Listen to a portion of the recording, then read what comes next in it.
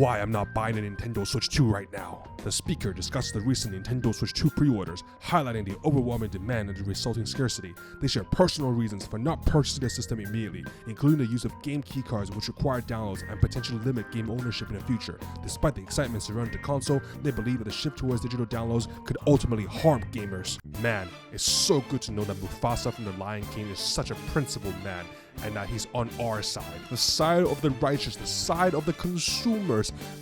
With this, Nintendo is finished. They can't make another game ever again because Mutahar has decided to step in and intervene. Nintendo has to shut down their entire company now. They don't have a choice. The Switch is going to sell like 3 units. No, it's not possible. Mutahar, buddy, hubby, what happened? I thought you were going to buy the Nintendo Switch 2. I thought you weren't going to support Nintendo's anti-consumer practices. I thought you were a paragon of virtue, of constraint. What happened?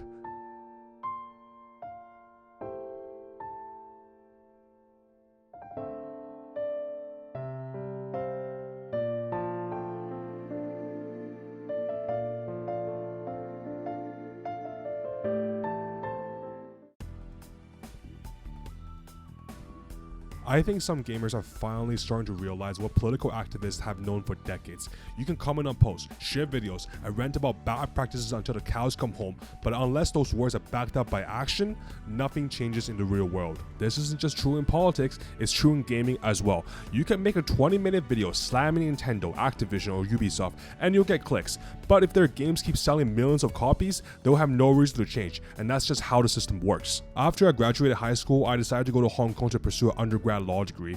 This was during the 2019 protests, and while I was there, I saw what real, meaningful activism looked like. I saw thousands of people coming out to protest against what they believe were unjust, overreaching government actions. Some chose peaceful and diplomatic means, while others turned to more forceful tactics as things escalated. But regardless of their methods, one thing was clear: they made actual, real sacrifices.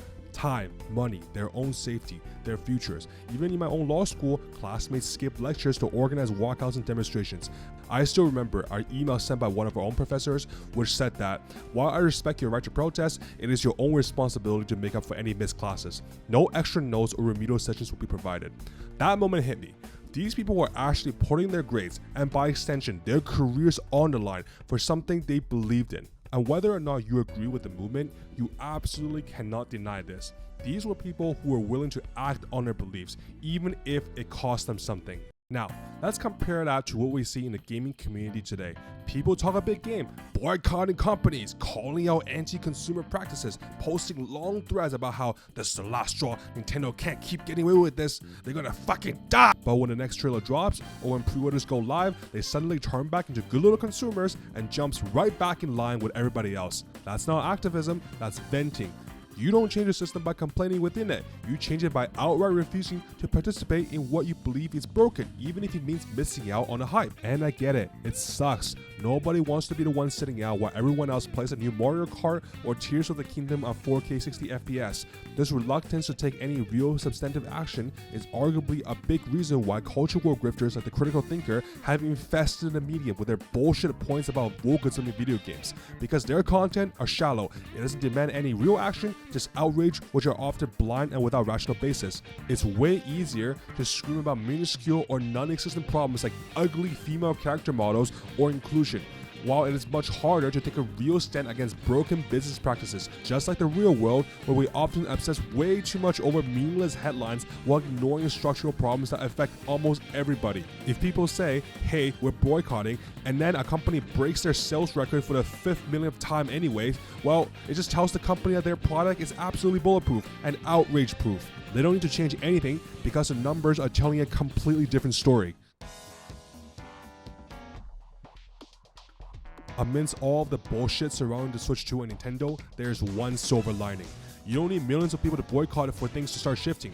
You just need enough people to consistently act on what they believe in. You don't need to tank Nintendo sell so hard that the Switch 2 launches to the $20 price tag, because even a 5 to 10% drop in expected revenue matters. When a game or console underperforms, especially something from a flagship franchise, companies notice. Executives might not browse Reddit, but they do read quarterly reports. They do have to explain to shareholders why the new Assassin's Creed or Mario game didn't meet projections and how they plan to fix that. Even a small dip in numbers can lead to delays, restructured roadmaps, or quiet cancellations. We have seen it happen. And more importantly, you don't have an obligation to support something that you feel like doesn't respect your time, money, or trust. Hell, you might not even need to boycott.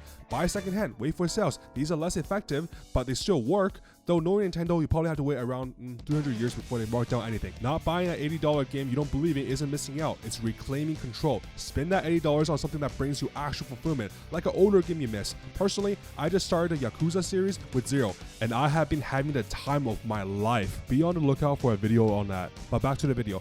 Maybe you can spend that money on another hobby or a trip you have been putting off. I assume you don't just sit around all day playing video games, right? Or hell, toss it into a savings account and hope the world doesn't explode in the next 20 years. So remember, kids, saying no is always an option. Unless, of course, the game is GTA 6, in which case I will sell every child in my basement right now and all my non-essential organs to pay for it.